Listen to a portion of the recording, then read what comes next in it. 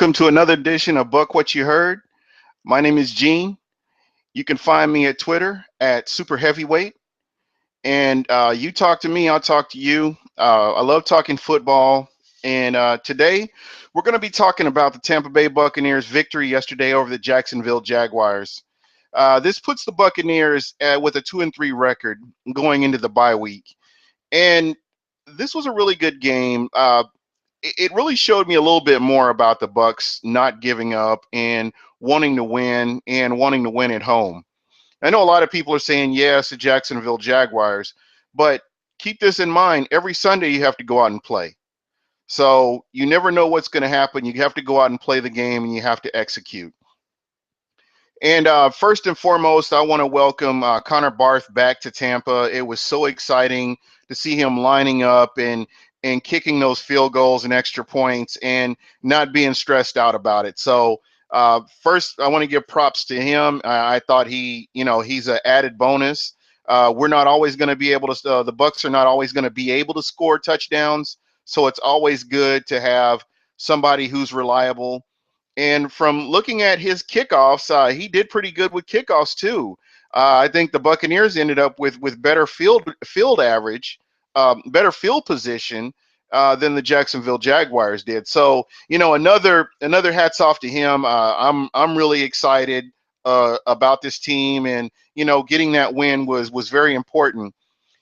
It's like the Buccaneers have gone 11 games without winning at home. So this was a really important game for the Tampa Bay Buccaneers to win, and giving the fan base a little something to be excited about as well.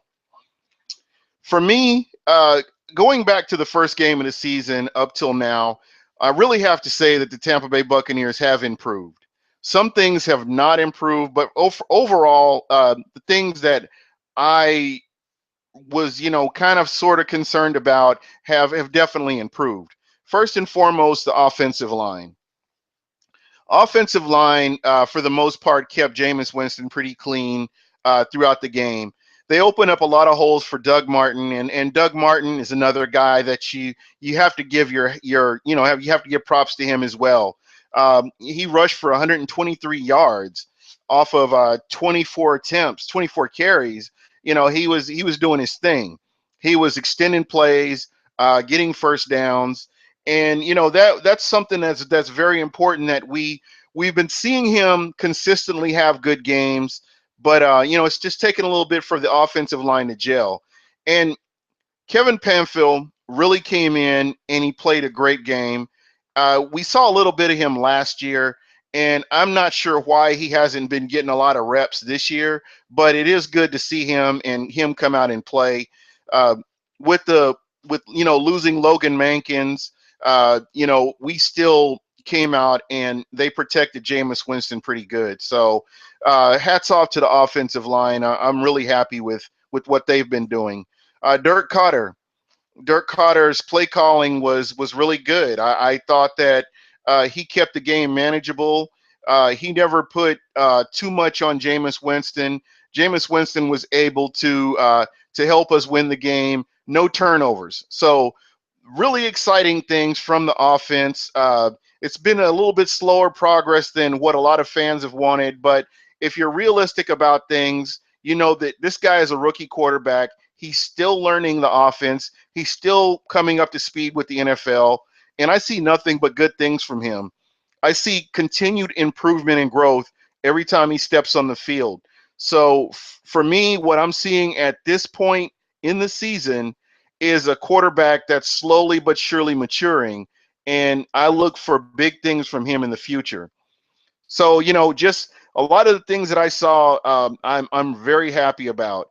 Charles Sims is a guy that you never heard his name mentioned a lot in the offseason as being a big part of this offense. But here we have Charles Sims, and I mean, the guy, he had an excellent game.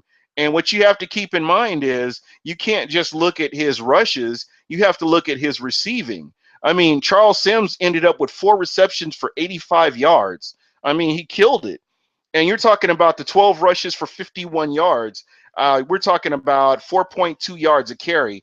This guy was really doing it. So that's another thing that Bucks fans have to look forward to in the future. Last season he was hurt. He did have an injury that kind of hampered him for most of the season.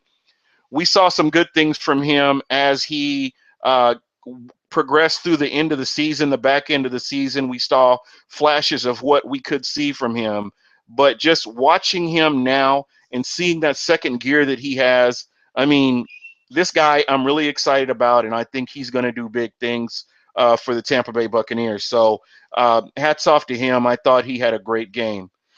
Um, Basically, the Bucks did good. I mean, the offense, that's what you want out of your offense. You want them to put you in a position to score, whether it's by field goal or whether it's by a touchdown.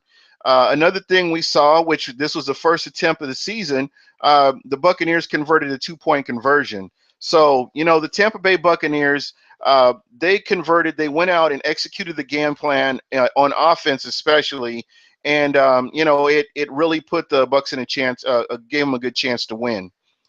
Now, with that being said, a lot of things that I saw kind of concern me still. Blake Bortles, 23 completions off of 33 attempts for 303 yards and 4 touchdowns. I'm sorry, that's unacceptable.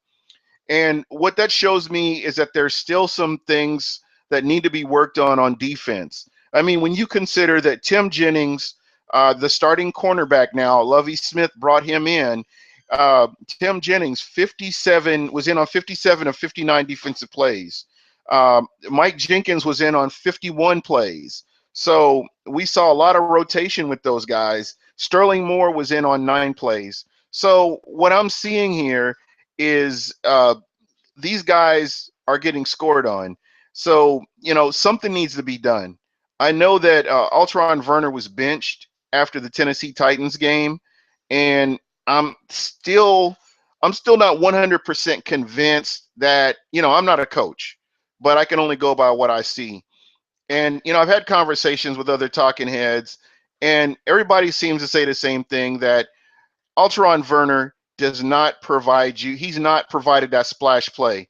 But let's be real. None of the Tampa Bay Buccaneers cornerbacks have an interception in the first quarter of the season.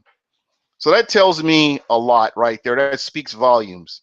And the fact that the Buccaneers had a lead twice and, they ended up losing the lead because of the defense. You can't stop the wide receivers. I mean, they're scoring, and it was kind of hard to watch.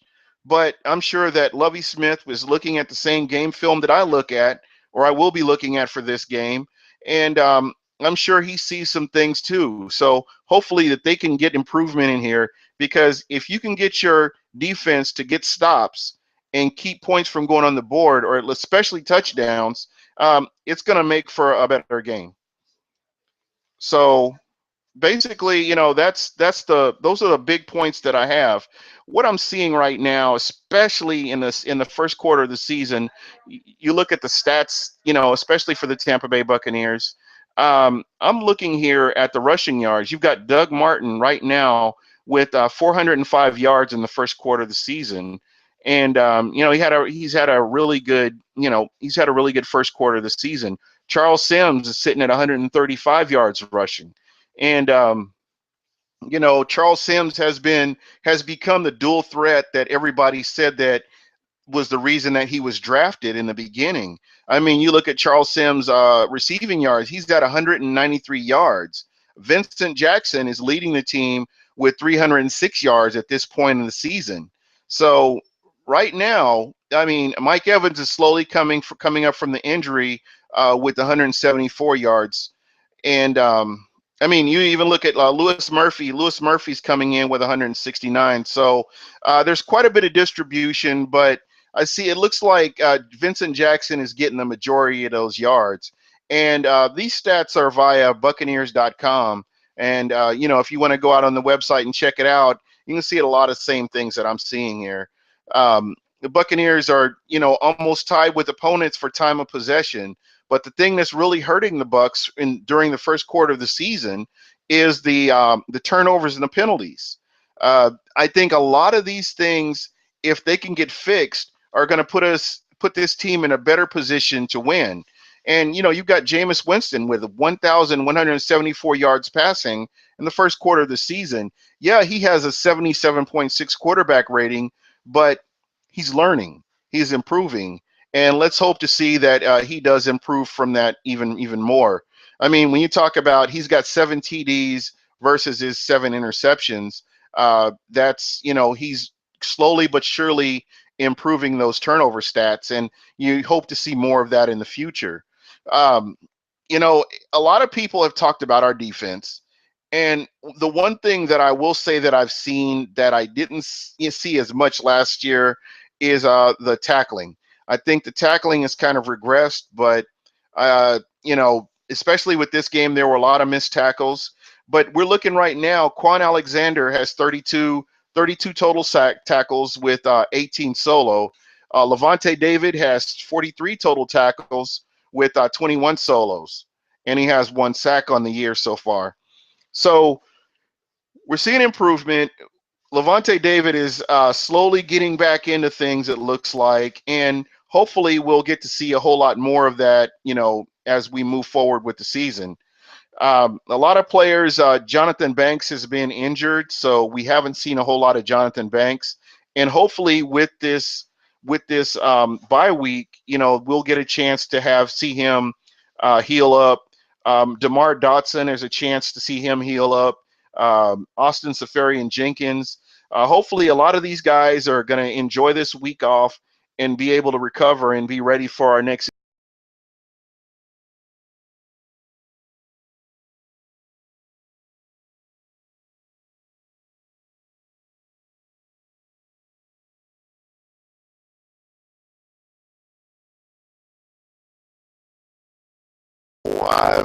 I've listened to the press conferences, and I listened to Lovie Smith's press conference today, and he kind of touched on it. You see, he watched the game film as well, and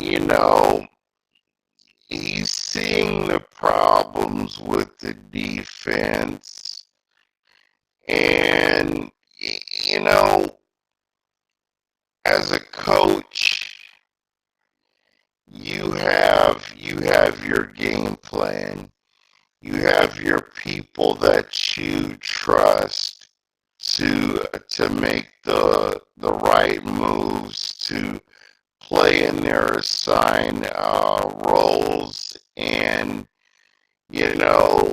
it's gonna be up to Lovie Smith to fix this, because there is no reason for teams to score on the Buccaneers the way they've been scoring. I mean, you look at first down conversion, third down conversions. Opponents have us, 20, 24 conversions versus the 22 for the Bucs. Um, it's like a lot of these little things are really hurting us, playing out of position, as I mentioned before. Also, you see a lot of players that are getting penalties, or, coordinator and your defensive coordinator, and see what adjustments you can make, see what changes you can make, and see if you can just get in there and cut down on the mistakes that are being made.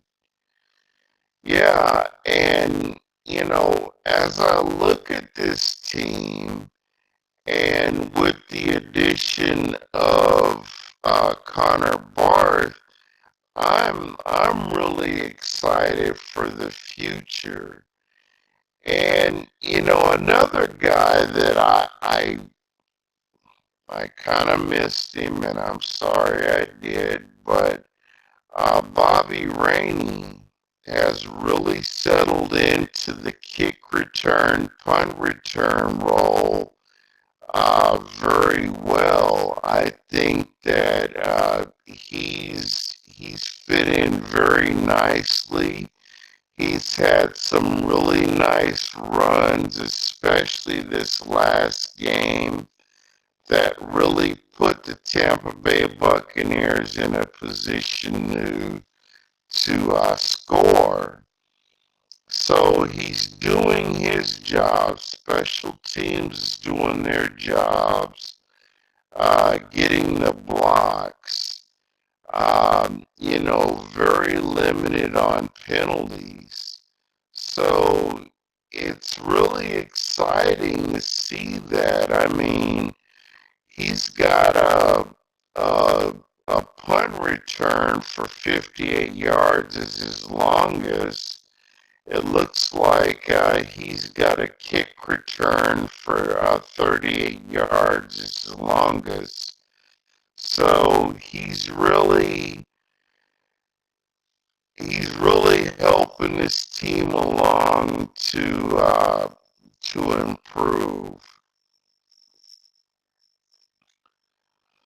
So what do we have to look forward to right now with the off season?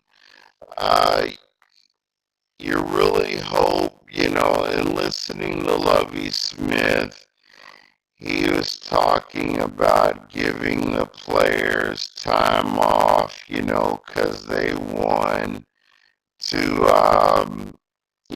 to kind of unwind, and they're going to get back in there and look at game film and really get ready and get prepared for the second half of